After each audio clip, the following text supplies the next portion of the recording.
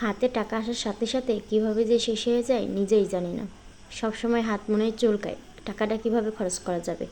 আসসালামু আলাইকুম সবাইকে, সবাই কেমন আছেন? আশা করি সবাই অনেক ভালো আছেন। আবার আপনাদের মাঝে ছোট্ট একটা মিনি ব্লগ নিয়ে হাজির হলাম। আশা করি আপনাদের সবাই ভালো লাগবে। যেহেতু উনি বাসায় থাকে না, সব কাজ আমাকেই দেখতে হয়, এই জন্য আমাকেই বাজারে যেতে হবে। এই তো যাওয়ার সময় একটু টাকার বাতাস খাইতে খাইতে যাইতেছি, যেহেতু একটু পর টাকাগুলো আমার কাছে থাকবে না, খরচ হয়ে যাবে। যাওয়ার টাইমে একটা অটোওয়ালা মামাকে পাইলাম। বাবা উনি তো মনে হয় অটো চালায় না, উনি হেলিকপ্টার চালাচ্ছে। খুব দ্রুত আমাদের নিয়ে গেল বাজারে।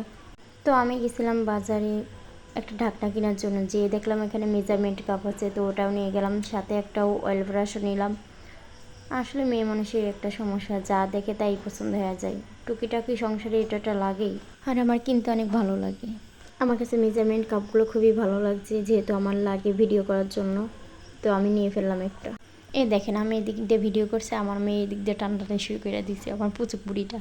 বাড়িতে যেহেতু তেল পেঁয়াজ শেষ হয়ে গেছে, তাই ভাবলাম একটু তেল পেঁয়াজ আনি, সেই সাথে কয়েকটা কাঁচা বাজারও নিয়ে আসি। আসলে বাড়ির কর্তা বাড়িতে না থাকলে বোঝা যায় তিনি যে বাড়িতে কত বড় একটা দায়িত্ব বা ভূমিকা পালন করে।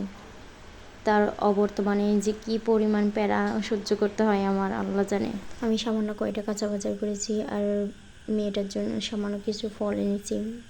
আর বাবুর প্যাম্পাস যেহেতু শেষ হয়ে গেছিলো, তাই বাবুর জন্য প্যাম্পাস কিনে আনলাম। আর এগুলো আনা যে কী পরিমাণ কষ্ট, যেহেতু মাটির রাস্তা, গ্রামে ভালো কোনো যাতায়াতের ব্যবস্থাও নাই, ভ্যানম্যান পাওয়া যায় না, রিক্সা পাওয়া যায় না, অনেক কষ্ট।